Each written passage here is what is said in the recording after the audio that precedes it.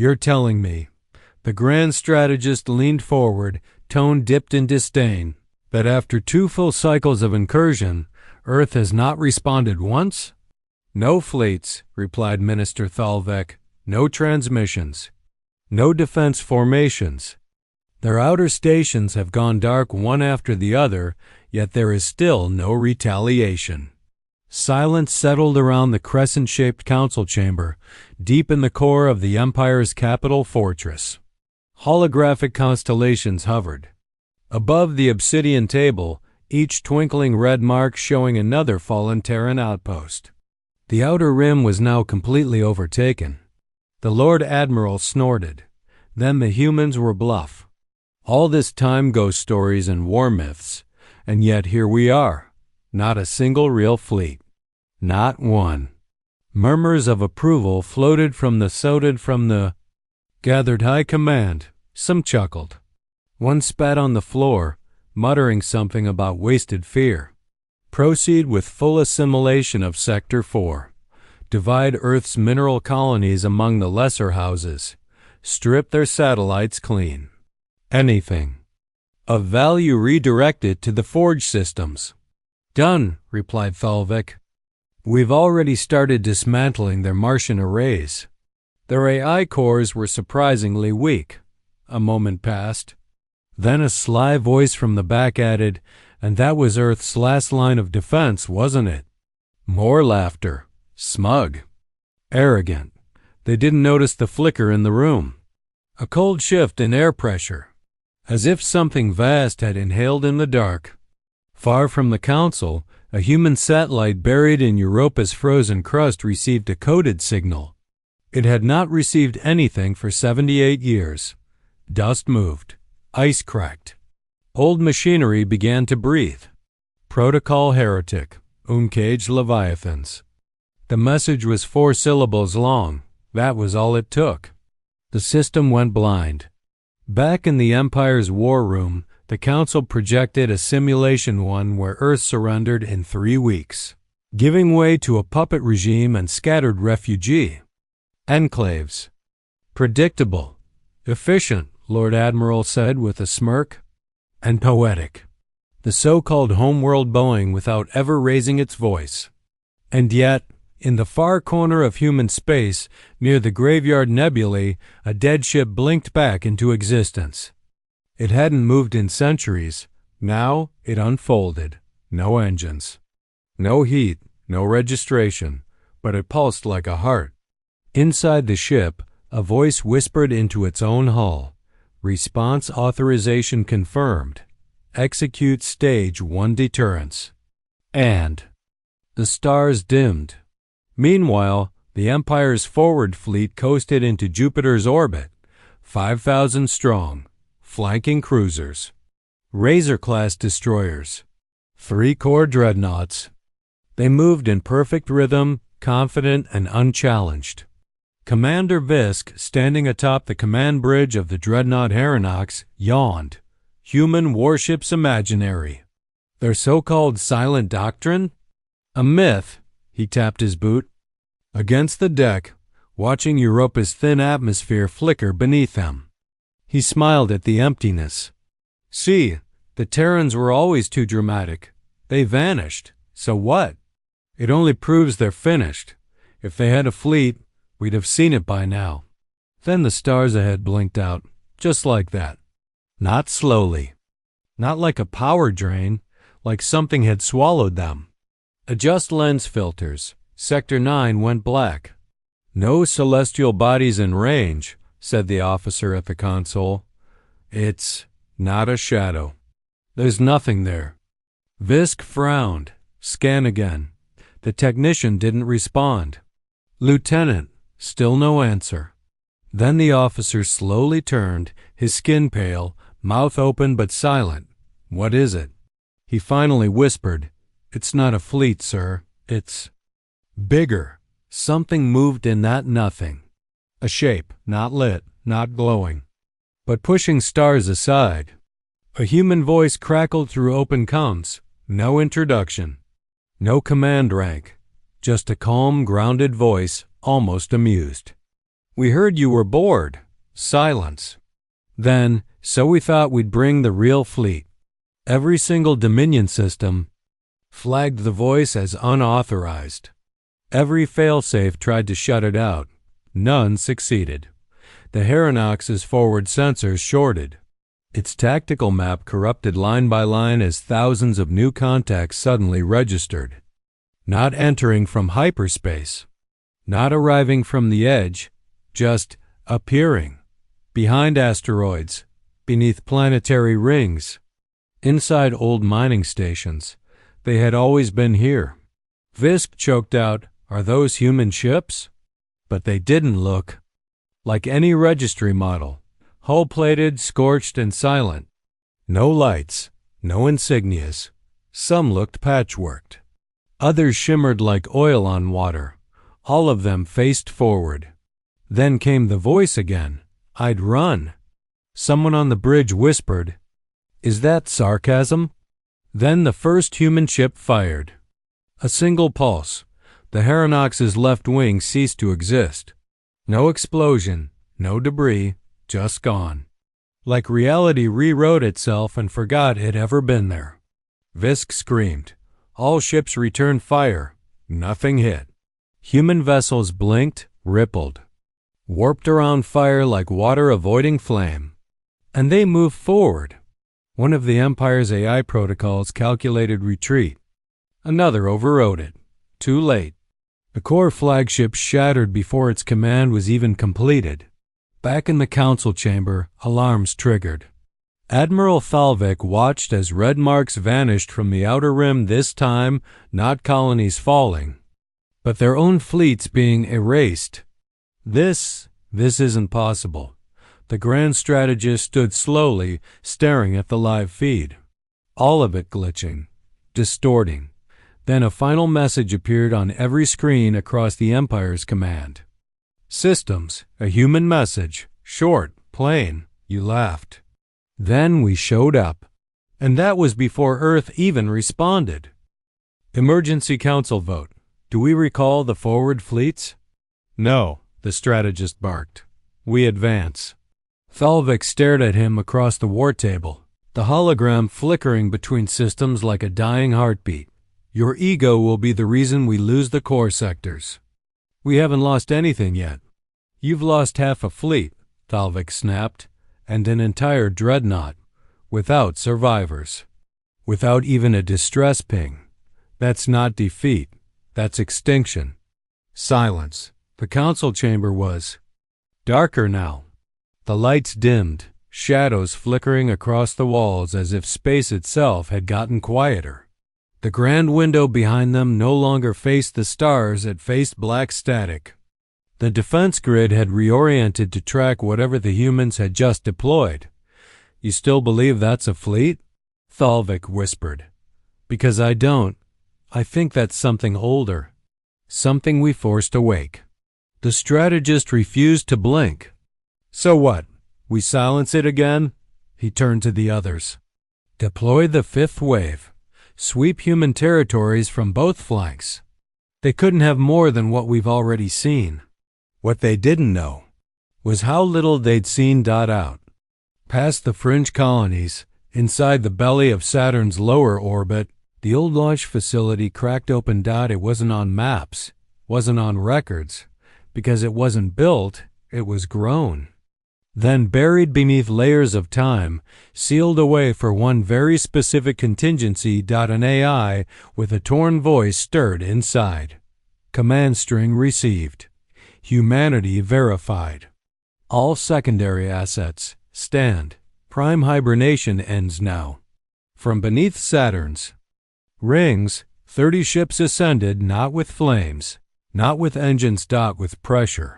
The kind that pushed dust away in perfect lines. Each ship bore a symbol no alien had ever deciphered. A simple loop crossed by a vertical slash. To humans, it meant, we are the line. To everyone else, it meant something else entirely. Turn back. At the same moment, Velker's high assault group broke atmosphere over Earth's abandoned moon base. There. Scanners found no resistance. They dropped ground teams. Scattered commandos entered ruins, mapping human architecture for resource reports. They joked, kicked over old terminals, mocked the dust-choked halls and flickering emergency lights, but in the control room, one of them touched a red cylinder marked with 3 letters, HRP, the moment it moved. The entire moonbase powered up. Not. With light, with memory, a voice whispered from every screen. Not loud, not theatrical. Just clear, confident. We never forgot what you were. The commandos froze. The floor beneath them split open, not with explosions, with precision. Like the moon had practiced for this moment, steel arms reached up, not robotic, but biomechanical, fluid with heat, and dragged 3 of them under before the others even screamed. The remaining 5 fired wildly. Their plasma rounds scorched walls, but the walls didn't melt. They moved. Human alloys weren't just tough. They were designed to redirect heat. Suddenly, a countdown began echoing inside their helmets. They hadn't activated anything. The moonbase had 10, 9, 8. The screams cut out before it hit 3. From orbit, the Velkar command ship watched the surface of the moon ripple inward like a collapsing lung. Then the whole moon disappeared. No flash. No bang. Just a fold. Like reality bit it off and kept chewing. Back at Dominion Central, alarms were going off in layers. Reports flooded in from every sector simultaneously, and every message began with the same phrase: they were already here. In the asteroid belt near Proxima's mining hub, 4 Terran vessels uncloaked. But they didn't uncloak from invisibility. They uncoiled, like things waking up. The first alien patrol unit sent an automated ping.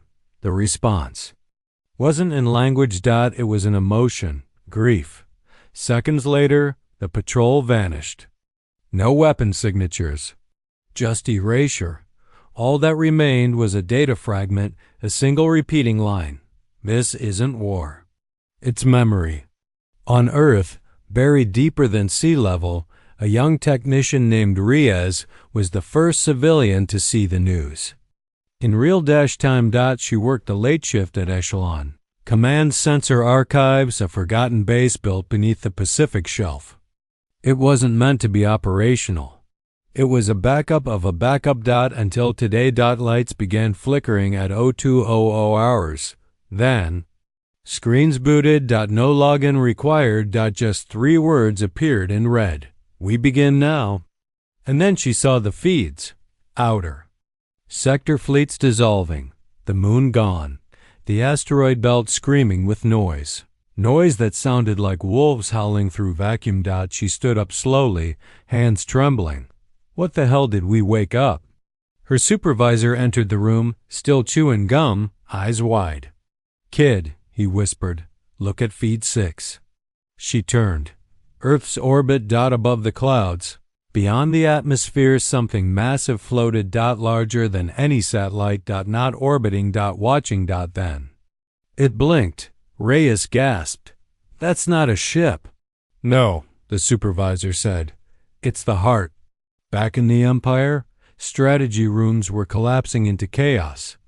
Velkar commanders shouted over one another. Fleet analysts screamed about impossible readings. Gravity wells, negative propulsion signatures. Echoes from systems no longer in existence. And then the signal reached them. Broadcast from every Terran warship, every rogue satellite, every piece of Earth-born steel still floating out there. One sentence, cold, final. The simulations you studied were decoys. Then, deploying the real fleet. The moment the broadcast ended, hyperspace split in 12 sectors. Ships emerged. So many that their IDs crashed the Dominion's processing cores. Some bore names from ancient Earth wars: Kursk, Osiris, Gungnir, Vesuvius. Others had no names at all, because they weren't meant to return, but now they had, and they weren't here. For diplomacy. They were here because Earth had one last move left. Everything The Dominion's primary tactical relay was buried inside the Triarch Bastion, fortified beneath 3 layers of quantum shielding 30 light-years from the front. It had never been breached, never even seen combat. Tonight, it fell without being touched. All outer relays dark. Fallback fleet in Sector 12 offline. What do you mean, offline? Sir, the fleet's registry still shows them as present. Every ship, every ID, every signal still pinging. Then, they're alive. No, sir, the tech whispered, skin pale. We just can't shut their systems off. A cold breath swept the war table. Someone whispered, GhostNet. That wasn't a rumor anymore. On a backline agricultural colony, a Dominion labor officer walked into the central station and found everyone staring at the sky. No one moved, not even the children.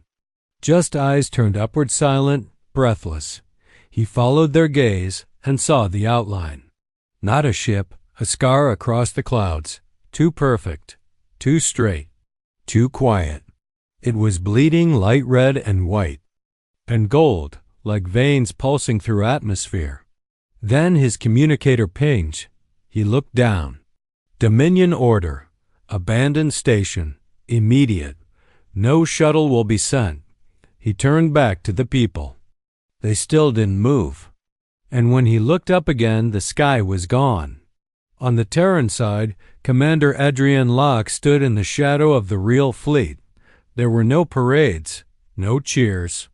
Just 39,000 ships drifting together. In silence. Each one bore names no human ever said out loud anymore. Some were fully AI, some crude. Some a strange mix of both. But all had one thing in common. They were forgotten. Buried under ice, sealed under lava, hidden inside planetary rings. Not decommissioned, entombed. Now they drifted like a memory that refused to stay buried. Locke walked the bridge of the barrel-class dreadnought URN-07, known only as 7. Every surface felt cold. Not metal cold, not vacuum cold. Cold like a coffin that still remembered the last breath it sealed inside. Commander, her first officer said quietly. They're starting to run. Locke didn't turn. They? Well, her voice was calm, dry. Like she'd rehearsed this moment in her head too many times to feel anything now. Should we chase? A pause. No. She stepped forward, staring at the stars. Her reflection in the glass looked tired. Hungry. Almost human. They need to understand something first. What? Locke exhaled. That we didn't build this fleet to win. She turned now, slowly, meeting his eyes. We built it to remember. Inside a Dominion mobile fortress, General Salveth punched a command relay hard enough to shatter the console. Tell me where the signal originated. We can't. Sir, the source isn't locatable. What do you mean? It's not just encrypted. It's poetic. Everyone froze. What the hell does that mean? The tech answered like someone confessing a murder. The signal embeds itself into other code. It doesn't travel. It just appears wherever there's enough silence. The general's hands trembled. Repeat that. The Terran fleet doesn't arrive. It awakens. Somewhere near the broken edge of the Andal Rift, a Velkar science vessel floated in pieces, perfectly symmetrical. Cut, not blown up. Just separated, like a surgeon had split it with calm fingers. The only surviving recording was a single 17-second loop pulled from its AI core. In the loop, a Terran warship approached. No weapon systems flared, no shields activated, but the audio spiked, because the ship was singing. A low, choral tone, hundreds of voices, female, male, screaming, not chanting, just humming. As the Velkar ship came apart, that music surged. The last thing the AI recorded was this line, "This is not revenge. This is remembrance." The Dominion tried scrambling a counterforce. A fresh fleet, 1,000,000 ships, new tech, fresh recruits. Reprogrammed is.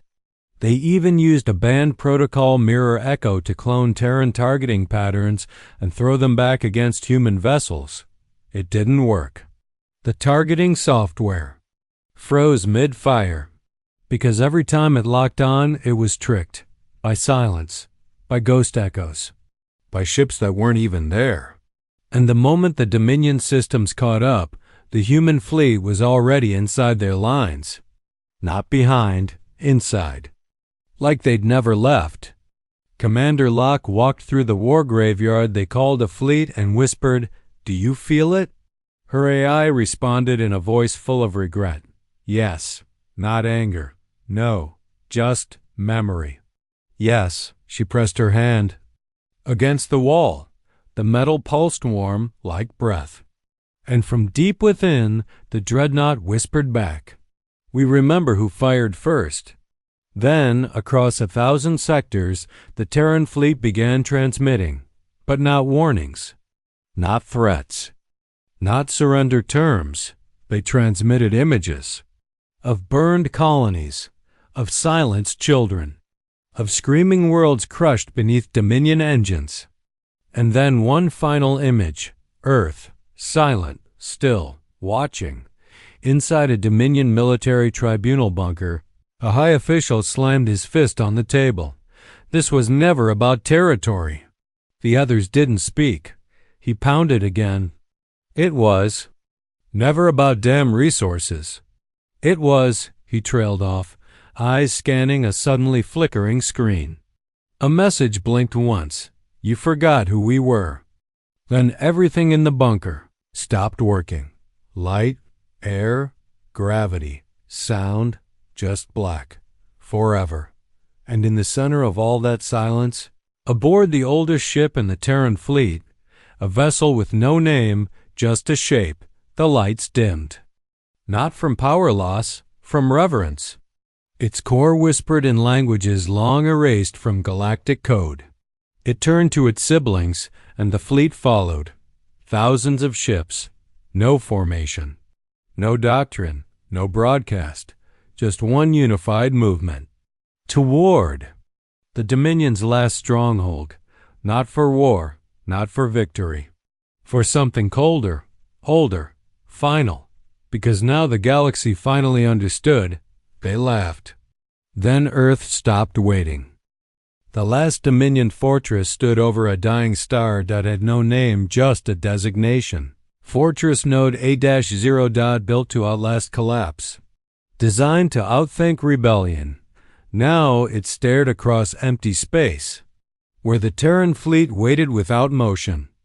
12,000 human vessels, motionless like statues carved into the fabric of time. They hadn't moved in 6 hours. They didn't need to. Inside the Dominion stronghold, panic suffocated procedure. Why won't they fire? They're waiting for something, then hit them first. The Grand Strategist stared at the display, eyes trembling. We already have. He was right. 2 hours ago, the Dominion launched a full saturation barrage, quantum lances, shock space rippers, fractal cannons, everything. Not a single Terran ship fired back. Not a single one even dodged, and not a single Dominion round reached its target. Because the moment the weapons launched, they vanished, not detonated, not intercepted. Unwritten. As if the universe refused to acknowledge the attack ever happened. As if reality itself bent around the Terran fleet. Back on the URN-07, Commander Locke stood in her dark bridge. No lights. No hum. Just breath. The ship didn't need to shine to exist. It had been forged in silence, not metal. Memory. The AI finally spoke. Not a report. Not an analysis. A question. Do they know? Locke didn't look up. No, they still think this is about fleets? They think we held back our best ships. A pause. Then the AI whispered, but we held back something worse. She nodded once. We held back the truth. Inside Dominion Command, the last remaining analyst broke into sobs. "I've cross-checked it 3 times," she whispered. The generals leaned over the table. "What are we looking at?" She didn't answer. She couldn't. Instead, she rotated to scan, revealing what their sensors had found beneath the Terran fleet. A signature too large to make sense. A structure. Not orbiting. Not anchored. Not even material. A shape made of gravitational data, ancient energy, and encoded memory. "Is that—" "It's not a ship," she whispered. "It's a story. A pause. It's a memory field." "A what?" She turned. "It's made of what they lost." On a broadcast planet, civilians gathered outside to watch the Terran fleet projected. Across their skyline. It didn't fire. It didn't move. It just hung there. Like a warning. Or a question. Or a verdict. The children didn't run. They just stared and asked, "Why don't they do something?" An old man nearby replied softly, "They already did." Back inside the Dominion's inner sanctum, a final vote was cast. Evacuate? Negotiate? Surrender? No. The last admiral stood. "We destroy the heart." The table froze. He explained, "If they built a memory weapon, we delete the core, every known record, every archive. If they win, there will be nothing to remember. Not even them." A moment. Then nods. They initiated Code Nullum, a full species-wide data extinction. Every library. Every system. Every archive. Initiated for burn. Their screens flickered. The countdown began, but it didn't reach 0. Because a voice echoed inside their systems from inside. Not broadcasted. Not intercepted. Born from their own data. The voice whispered, "You can't delete what we remember for you." And then the Dominion screens turned to ash. On the URN-07, Locke stepped forward. "All fleets," she said. "Phase movement. Execute the last memory." The AI paused. Then, "Are you sure they're ready?" "They don't have to be." Outside, the Terran fleet moved suddenly, quietly. Thousands of ships shifting in harmony. No trails. No shields. Just presence. Then they turned, not toward the fortress, toward the stars. Locke smiled faintly. "They think we came for revenge." She looked up. "We came to remind the galaxy what happens when you silence the wrong voice." Across old Dominion worlds, signals began appearing. Not threats. Footage. Names. Voices. Laughter. Screams. Silence. Every atrocity. Every deception. Every erased act. Returned. Played on loop. In marketplaces. On warships. In temples. In private dreams. Because the Terran fleet didn't bring destruction. They brought proof. And then, across Dominion-controlled space, millions of civilians began to whisper, "We were wrong." The Grand Strategist stood in the dark, watching the last signal fade. Behind him, the walls began to shudder, not from weapon fire, from something deeper. "From shame." He whispered, "Then what are they?" No one answered, but across the galaxy, every language began translating the Terran designation into a new word. Not human. Not enemy. Just one word. Witness. The Terran fleet never fired again. They didn't need to. Because the Empire collapsed without a shot. Its systems broke. Its people rebelled. Its memory returned. And in every corner of space, the final message played. You laughed. Then we remembered.